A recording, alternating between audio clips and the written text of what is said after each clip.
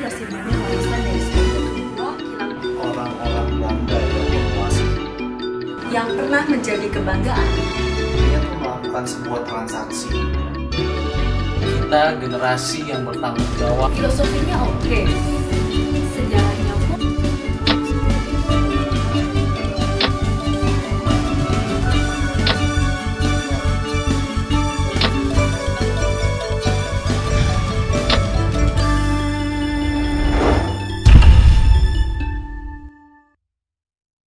seni gambar.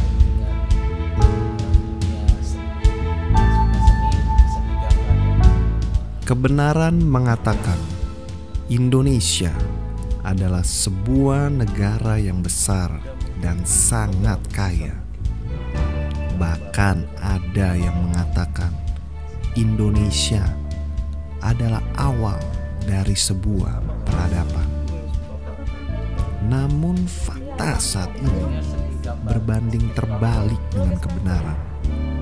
Apa mungkin Indonesia dapat kembali ke posisi yang sebenarnya, yaitu bangsa yang terpandang dan berpengaruh di mata dunia?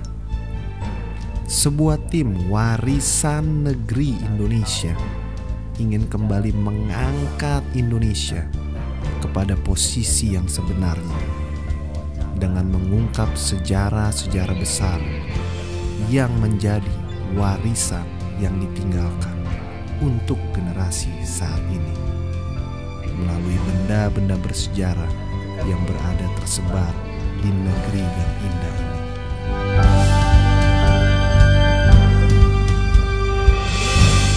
Kali ini saya dan tim ingin mencoba mencari perangko yang unik, dan yang tentunya kami ingin mencoba menggali nilai-nilai sejarah yang ada di dalam perangko.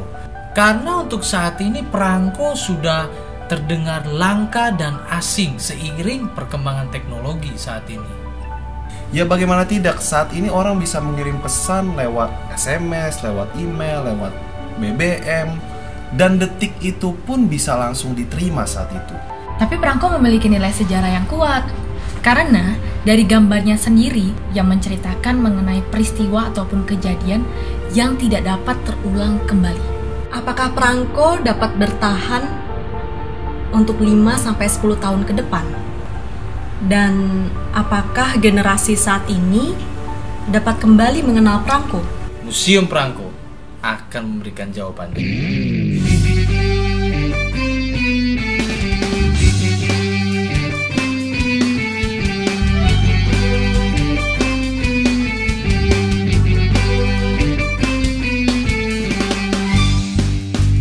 Tim langsung menuju Museum Perangko. Museum Perangko berlokasi di dalam kompleks Taman Mini Indonesia Indah.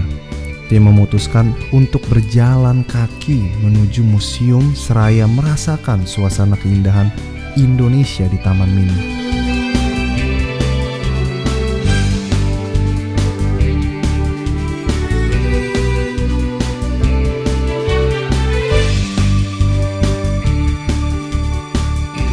Untuk menikmati keindahan budaya Indonesia, tim menaiki gondola atau kereta gantung.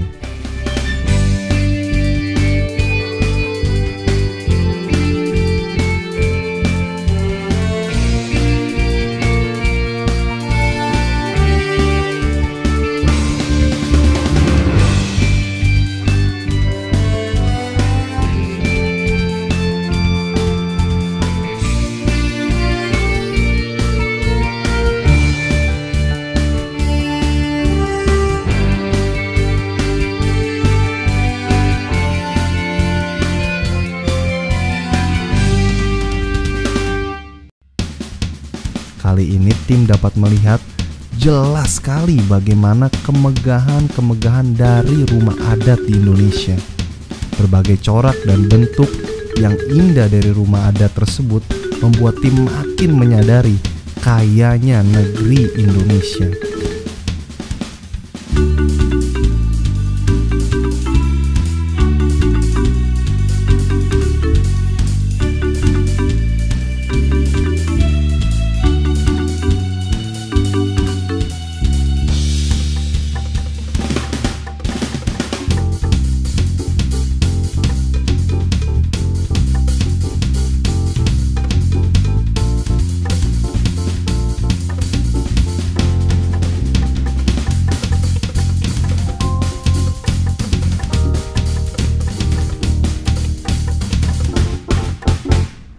Tim akhirnya sampai di Museum Prangko.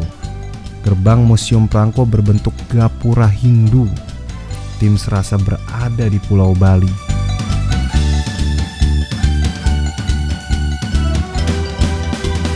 Dengan segera tim langsung memasuki Museum Prangko.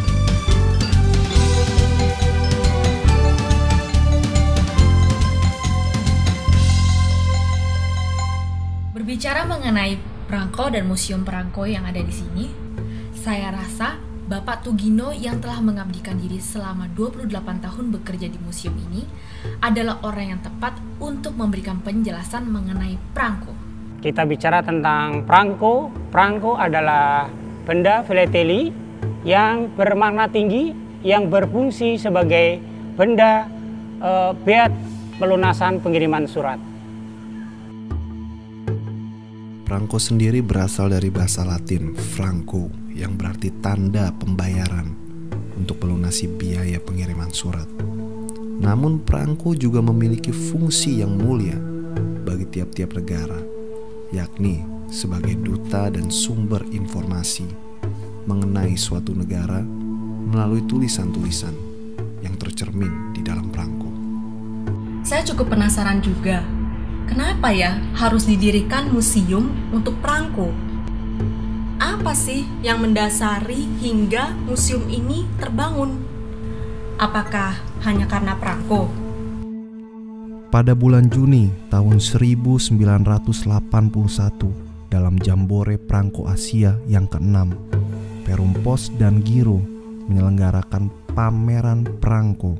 Dalam acara inilah Ibu Tin Soeharto mencetus penyelenggaraan Museum Prangko. Museum ini memiliki luas 9.590 meter persegi, di mana terdapat 2 bangunan tambahan, yaitu guest house dan kantor pos. Desain bangunan museumnya pun termasuk unik karena memiliki ciri khas Jawa dan Bali. Tapi mengapa memakai ciri khas Jawa dan Bali ya? Bangunan Museum Prangko dengan gaya arsitektur khas Jawa dan Bali karena dari perancang seorang desainer yang disetujui oleh pemerintah. Jadi 2 versi tersebut. Jadi filosofi bangunan yang mempunyai arti pendopo adalah bangunan khas Jawa. Sedangkan pagar-pagar dan pintu gerbang Museum Prangko Indonesia mengandung gaya arsitektur dengan khas Jawa dan Bali.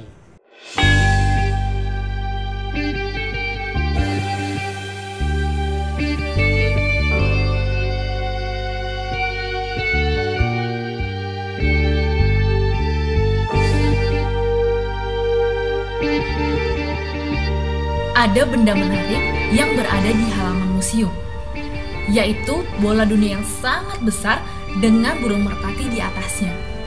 Kira-kira apa ya filosofi dari benda tersebut?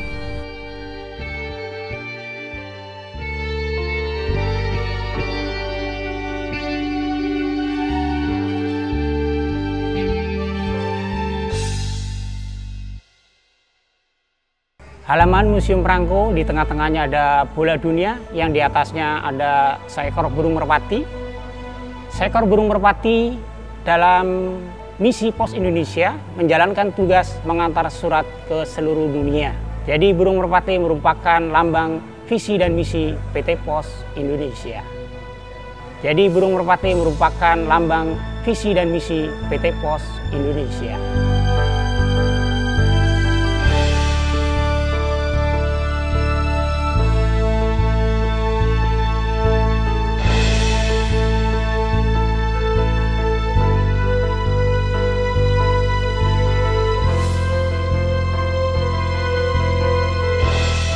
Sebuah patung Hanoman juga menjadi hiasan di tengah bangunan pendopo dari Museum Prangko ini. Dalam pewayangan, Hanoman dilambangkan sebagai duta Dharma, pembawa berita yang misinya sama dengan Perum Pos dan Giro.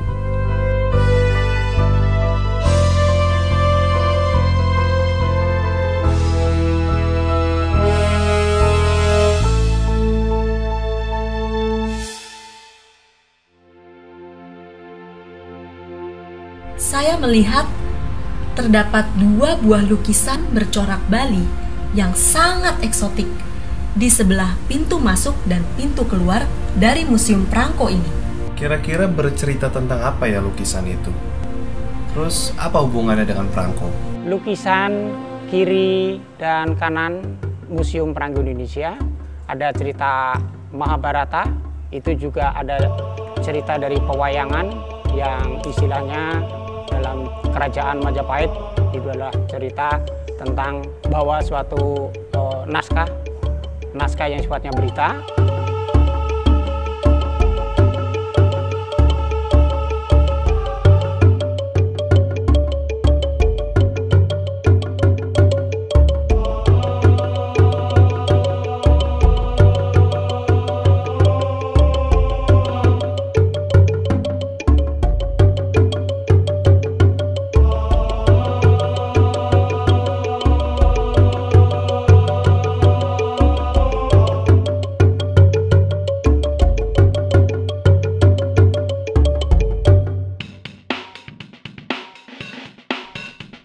Saat kita memasuki gedung Museum Prangko Indonesia, terdapat bangunan berbentuk segi 8, tempat petugas informasi.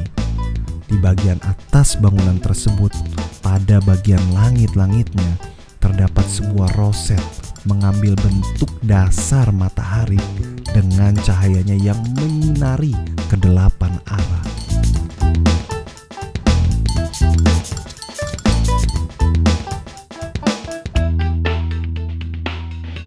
Nah, yang buat saya penasaran itu bagaimana sejarah awal dari Prangko bisa tercipta. Dan juga tentunya yang buat saya penasaran lagi, apa sih isi cerita yang ada di dalam Museum Prangko itu sendiri. Showcase ke-1 menceritakan sejarah Prangko. Di dalam ruang koleksi, Museum Prangko menyajikan beberapa ruangan penyajian mengenai sejarah Prangko. Pada ruangan penyajian pertama, menceritakan mengenai sejarah Prangko pada mulanya. Jauh sebelum digunakannya kertas di bangsa Indonesia, pada zaman kerajaan Mula Warman, Sriwijaya, Tarumanegara, Mataram, Purnawaman, dan Majapahit telah mengenal surat menyurat, walaupun masih terbatas hanya antara raja-raja. Dan penyampaian surat masih dilakukan oleh pengantar khusus kerajaan. Surat menyurat ditulis di atas berbagai bahan, seperti kayu yang dibuat rata, potongan bambu berbentuk tipis, daun dari pohon bunga pudak, dan daun lontar.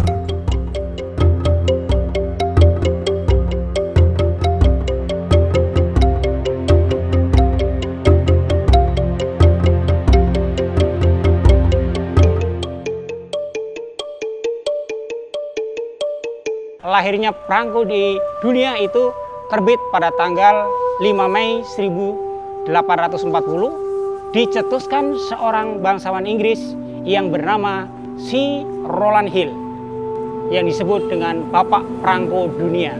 Beliaulah yang mempunyai gagasan dipakainya Prangko pertama kali dunia sebagai bea pengiriman surat. Sebelum adanya Prangko, Dinas Pos merasa dirugikan karena si penerima surat yang membayar. Jadi beberapa kepincangan, si penerima tidak mau membayar, pos merasa dirugikan.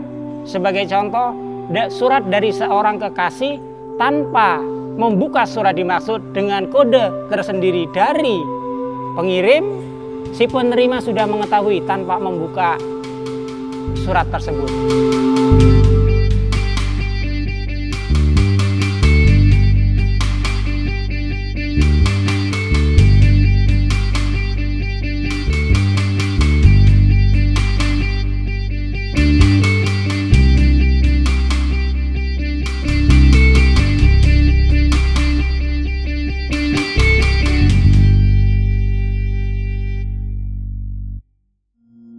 Showcase yang kedua, proses pembuatan Prangko. Pada bagian ruangan penyajian 2 merupakan proses pembuatan Prangko. Terdapat patung seorang pelukis yang sedang mendesain sebuah prangko yang lukisannya diangkat dari karya lukisan terkenal Raden Saleh Sarif Bastaman. Kemudian dilanjutkan pada proses produksi pembuatan perangko. Setelah itu dilanjutkan pada alat silinder cetak yang digunakan untuk mencetak perangko seri lukisan beserta lembaran perangko hasil cetakannya. Dan juga dalam ruangan penyajian 2 terdapat pelat cetak yang digunakan pada waktu zaman revolusi, serta penampang terbuat dari fiberglass dari mesin cetak perangko 5 warna.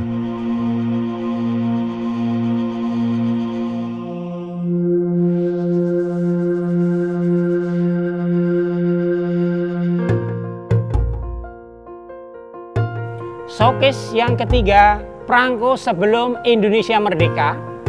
Pada bagian ruangan penyajian 3 dan ruangan penyajian 4, di situ terdapat perangko-perangko yang berdasarkan periode penerbitannya. Ruangan ini menyajikan berbagai macam koleksi perangko di berbagai era, seperti perangko yang diterbitkan dari tahun 1864 hingga tahun 1950 yang terdiri dari perangko-perangko yang diterbitkan semasa pemerintahan Hindia Belanda. Yang kelima, perangko dengan tema flora, fauna, dan kebudayaan. Yang keenam, itu bisa menyaksikan kembali mengingat ide tersebut ditandatangani oleh Ibu Tien Soeharto pada saat beliau mengunjungi pameran perangko Asia Pasifik di bumi perkemahan tersebut. Sedangkan pada bagian ruangan penyajian 5 dan ruangan penyajian 6 merupakan perangko berdasarkan tema. Dalam ruangan ini disajikan perangko-perangko dengan tema sosial budaya,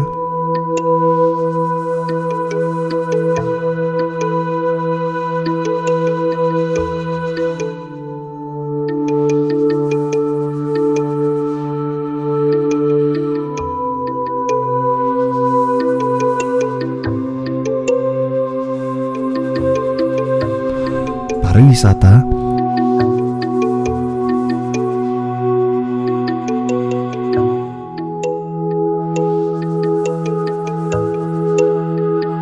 flora, fauna,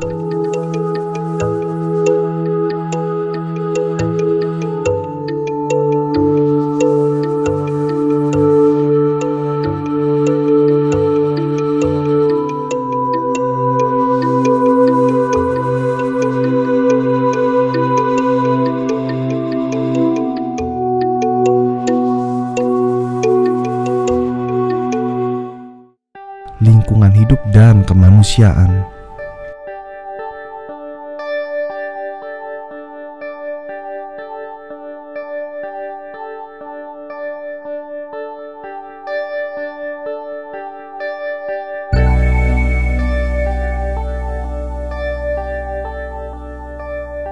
Sedangkan yang ketujuh, menceritakan suatu aktivitas kegiatan filateli.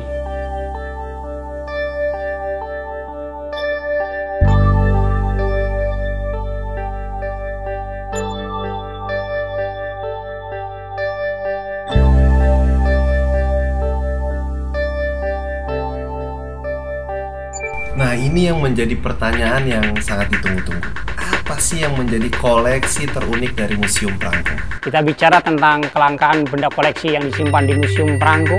Ini suatu benda filateli yang sangat langka yang tidak mungkin dimiliki oleh orang lain, yaitu berupa sampul otograf.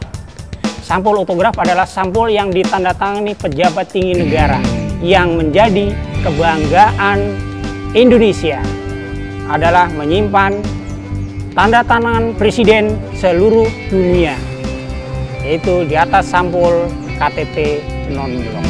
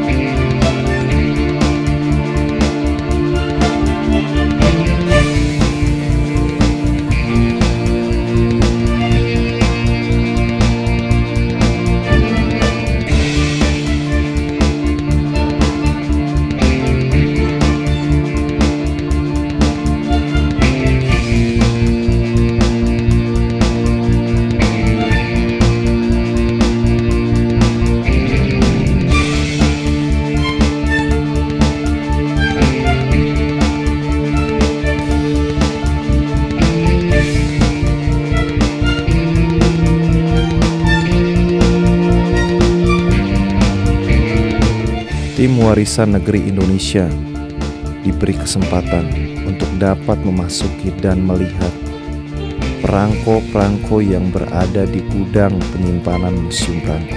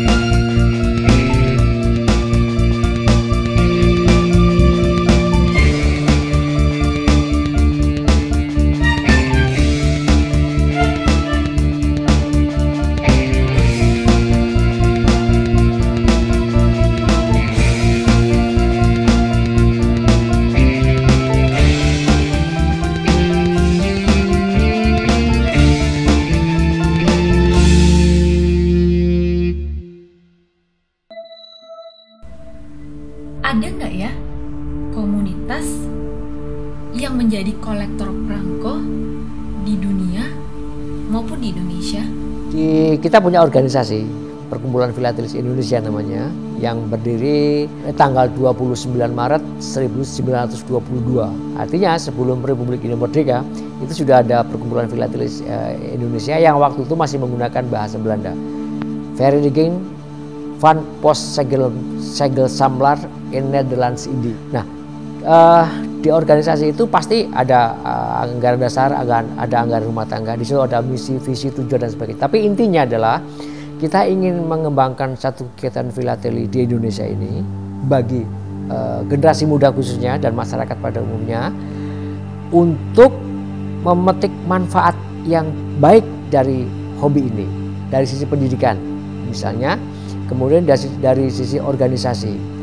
Kita ingin mengembangkan filateli ini sebagai hobi untuk sarana persahabatan, sarana pendidikan, baik di dalam negeri atau antar filatelis di dalam negeri maupun antara filatelis Indonesia dengan filatelis di luar negeri.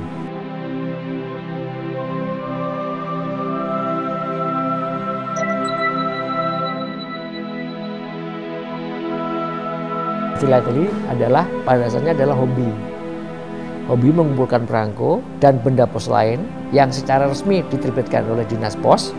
Kemudian kita merawat dan mempelajari semua aspek yang terkandung dalam benda filateli itu.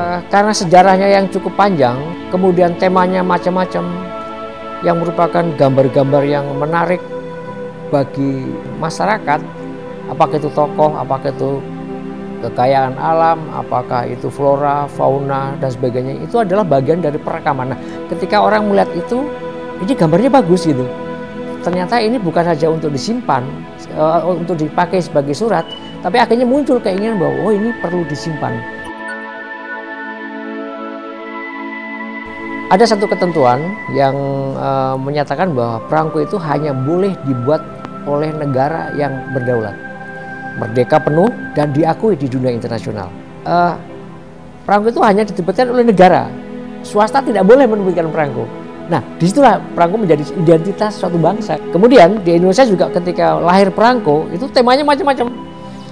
Yang secara internasional juga bukan dikoleksi oleh orang Indonesia saja, tapi ketika orang itu katakanlah orang Prancis, dia mengumpulkan tema flora Indonesia, dia akan mencari flora juga dari Indonesia. Nah, di situ akhirnya hobi ini menjadi satu hobi yang bukan bersifat nasional saja, tapi ini sudah global gitu. Orang Perancis temanya pesawat, dia akan cari pesawat dari Indonesia pasti. Orang Perancis atau orang Jepang temanya tentang flora dan fauna, Indonesia terbit flora fauna, dia akan cari perangko Indonesia yang tema flora fauna. Akhirnya hobi ini menjadi hobi dunia memang. Banyak orang yang melakukan perangko tema pariwisata. Indonesia kaya sekali dengan pariwisata dan ada di perangko. Artinya ketika kita buat perangko dengan tema pariwisata, itu adalah promosi pariwisata Indonesia. Dan orang di luar negeri atau orang di negara lain yang temanya pariwisata, dia akan menghunting perangko itu habis-habisan, nggak ada cerita.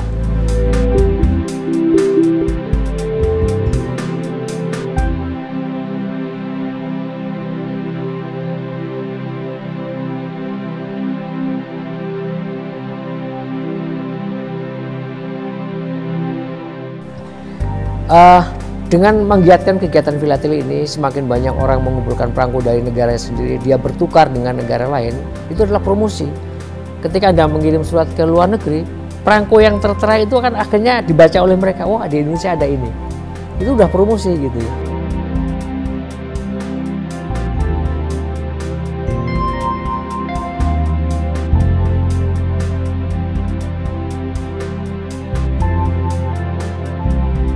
Harusnya kita menyimpan benda-benda berharga milik bangsa sendiri. Sekarang ini banyak koleksi budaya, artefak, apapun namanya, yang merupakan benda-benda seni dan benda-benda bersejarah di Indonesia ini berkeliaran di negara lain. Surat emas Raja-Raja Nusantara, kenapa ini nyimpan di Inggris? Harusnya kita simpan sebagai satu aset budaya, aset bangsa yang tidak ternilai harganya gitu. Ada surat yang dari tahun 1811, ada surat dari Hamengkubuwono pertama, itu disimpannya di aslinya di Museum Inggris misalnya.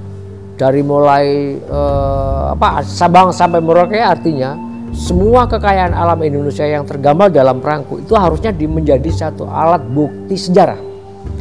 Nah, yang menyelamatkan siapa, pertanyaan saya? Ya filatelis tadi. Karena ini kan dikoleksi oleh filatelis. Kalau bukan filatelis, beli perangko tadi untuk kirim surat, dia nggak akan melihat gambar perangkonya, yang penting suratnya sampai misalnya. Tapi kalau di filatelis, nilai yang terkandung di dalamnya itu yang menjadi persoalan gitu. Dan itu yang harus kita simpan, dan itu harus kita lestarikan menjadi satu warisan budaya kelak, bahwa dengan perangko ini ternyata bisa menyimpan sejarah. Benda yang mungil ini akan menjadi sangat luar biasa ketika nilai historik di balik setiap lukisan dan gambar di dalam perangko ini dapat dimengerti. Komunitas yang menghargai sejarah dan yang mempertahankan idealisnya akan menjadi duta untuk negeri Indonesia. Perangko adalah warisan negeri Indonesia. Bagimu, Indonesia.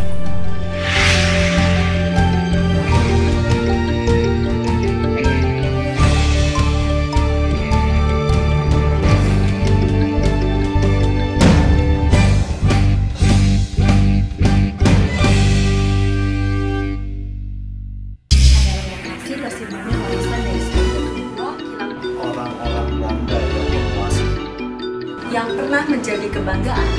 Dia tuh melakukan sebuah transaksi. Kita generasi yang bertanggung jawab. Filosofinya oke.